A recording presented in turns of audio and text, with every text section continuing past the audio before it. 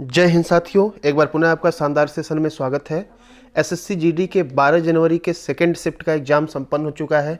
उसमें GK, GS और current affair, Hindi, reasoning से जो भी टॉपिक पूछे गए थे उनकी हम यहाँ पर करने वाले हैं डिटेल एनालिसिस। उसके बाद शाम को हम हिंदी का जो भी पूरे दिन के दौरान 80 क्वेश्चन पूछे गए हैं वो क्वेश्चन का वीडियो स्पेशल पड़ेगा और प्लस मेमोरी बेस्ड क्वेश्चन भी पड़ेगा। तो आप लोग चैनल को सब्सक्राइब करके रखें। तो आइए बिना देर किए हुए शुरू करते हैं एक शानदार सेशन की। देखिए, यहाँ पर सबसे पहला प्रश्न पूछा गया था कि भारोत्तोलक मीराबाई चानू किस भारतीय राज्य से संबंधित हैं। तो इनका संबंध जो है मणिपुर से है। किससे भाई? मणिपुर से। इनके बारे में थोड़ा सा डिटेल यदि हम आपको बताएं तो देख लीजिए, ये सैखोम मीराबाई चानू एक भारोत्तोलक है। 2020 टोक्यो ओलंपिक में महिलाओं के 49 किग्रा वर्ग में रजत पदक इन्होंने अर्जित किया। उनकी कड़ी मेहनत और खेल के प्रति समर्पण के कारण भारत सरकार ने उन्हें 2018 में पद्म श्री पुरस्कार से सम्मानित किया। भारत सरकार ने एथलेटिक दुनिया में उनकी उपलब्धियों के लिए 2018 में मेजर ध्यानचंद खेल रत्न से सम्मानित किया था। ठीक है, चलिए आगे बात कर लेते हैं। मीराबाई चानू के बारे में थोड़ा सा और बताएं तो 30 जुलाई 2022 को बर्मिंघम में राष्ट्रमंडल खेल 2022 में महिलाओं के 49 किग्रा भारोत्तोलन फाइनल में संयुक्त तौर पर 201 किग्रा वजन उठाकर भारत के लिए पहला स्वर्ण पदक जीता था। तो ये सारे जो एक्स्ट्रा फैक्ट हैं ये आपके आगामी एग्जाम के लिए इंपॉर्टेंट हैं। चलिए आगे बात कर लेते हैं। यहाँ पर पूछा गया है कि 2022 में यूपी का मुख्यमंत्री कौन बना है। तो देख लीजिए, योगी आदित्यनाथ लगातार दूसरी बार जो है यूपी के मुख्यमंत्री बने हैं 2022 में। आगे देखिए, अगला प्रश्न बात करें, अनुच्छेद 17 पूछा गया था। अनुच्छेद 17 किससे संबंधित है? तो अस्पृश्यता का अंत है अनुच्छेद 17 में। ठीक है, और कुछ और इंपॉर्टेंट अनुच्छेद की बात करते हैं आगामी शिफ्ट के लिए। ये जो आपका भाग 3 मौलिक अधिकार है, फंडामेंटल जो राइट है, ये काफ़ी इंपॉर्टेंट हो गया। हर शिफ्ट में इससे प्रश्न बन रहे हैं, तो एक बार देख लेते हैं। देखिए, समानता का अधिकार अनुच्छेद 14 से 18 तक है। अनुच्छेद 14 में है कानून के समक्ष समानता। अनुच्छेद 15 में है धर्म, मूल, वंश, जाति, लिंग या जन्म स्थान के आधार पर भेदभाव का निषेध।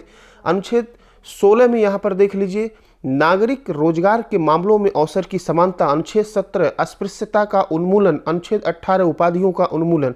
ठीक है, तो ये जो है अनुच्छेद आपका है। थोड़ा सा और इसके बारे में हम बात करें तो देख लीजिए, अनुच्छेद 20 देखिए आगामी एग्जाम के लिए इंपॉर्टेंट है। अपराधों के लिए दोषसिद्धि के संबंध में संरक्षण। अनुच्छेद 21 जीवन और व्यक्तिगत स्वतंत्रता की सुरक्षा। अनुच्छेद 22 कुछ मामलों में गिरफ्तारी और नजरबंदी के खिलाफ संरक्षण। अनुच्छेद 32 मौलिक अधिकारों के प्रवर्तन के उपाय। अनुच्छेद 52 भारत के राष्ट्रपति का पद। अनुच्छेद 63 भारत के उपराष्ट्रपति का पद। अनुच्छेद 153 राज्य के राज्यपाल का पद है। चलिए आगे बात कर लेते हैं। विश्व व्यापार संगठन से कई शिफ्ट में प्रश्न पूछा जा चुका है। तो यहाँ पर WTO का मुख्यालय पूछा है, तो जिनेवा है, स्विट्जरलैंड। इसकी स्थापना 1905 में हुई थी, 1995 में हुई थी। चलिए आगे बात कर लेते हैं। अगला प्रश्न क्या पूछा गया है? अगला पूछा गया है, यहाँ पर पूछा गया था कि 7वीं अनुसूची में जो है, ठीक है, कौन सी ऐसी अनुसूची है जिसमें केंद्र और राज्य दोनों का वर्णन किया गया है। तो 7वीं अनुसूची है। इसमें संघ सूची है जो कि केंद्र से संबंधित है, राज्य सूची राज्य से है, समवर्ती सूची दोनों से संबंधित है।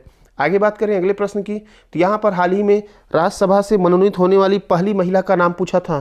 तो ये मनोनीत हुई है रुक्मिणी देवी अरुणडेल। ये राज्यसभा की पहली महिला सदस्य मनोनीत की गई है।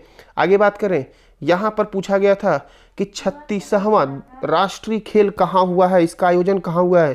तो देख लीजिए, 36वें राष्ट्रीय खेलों का आयोजन गुजरात में 2022 में हुआ है। इसका 36वां संस्करण था। ये भी प्रश्न कई एग्जाम में पूछा जा चुका है कि कितने शहर में इसका आयोजन हुआ है। तो 6 शहर में हुआ है, अहमदाबाद, गांधीनगर, सूरत, वडोदरा, राजकोट और भावनगर में जो है इसका आयोजन हुआ है। चलिए आगे बात कर लेते हैं। अगला प्रश्न क्या पूछा गया था? पूछा गया था कि मेघालय में सबसे अधिक वर्षा कहाँ पर होती है। तो चेरापूंजी और मौसिनराम। इस समय जो है मौसिनराम का नाम आता है। सबसे अधिक वर्षा होती है, 1012 सेंटीमीटर वर्षा होती है।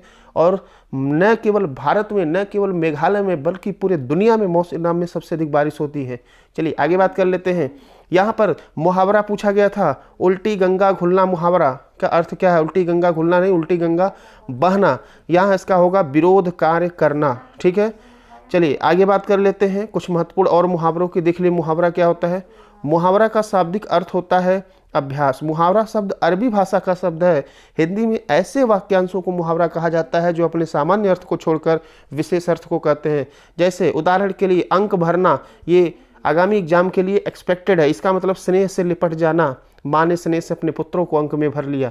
चलिए आगे बात कर लेते हैं। एक पूछा गया था वाक्य त्रुटि, वाक्य लहरों से डरकर नौका पार नहीं होती, तो यहाँ पर लहर नहीं लिखा गया था, अंडरलाइन किया गया था, तूफान लिखा गया था। तूफान से डरकर नौका पार नहीं होती, तो ये लिखा गया था, तो वहाँ पर तूफान नहीं लहर होगा। ये जो है लाइन है हरिवंश राय बच्चन की लाइन है, ठीक है। और कोशिश करने वालों की कभी हार नहीं होती है। चलिए ठीक है, बाकी जो भी क्वेश्चन है आपके हिंदी के रीजनिंग के शाम को एक पूरा सेपरेट वीडियो मिलेगा एक्सपेक्टेड क्वेश्चन के साथ। मिलते हैं अगले वीडियो में, तब तक के लिए धन्यवाद। जय हिंद।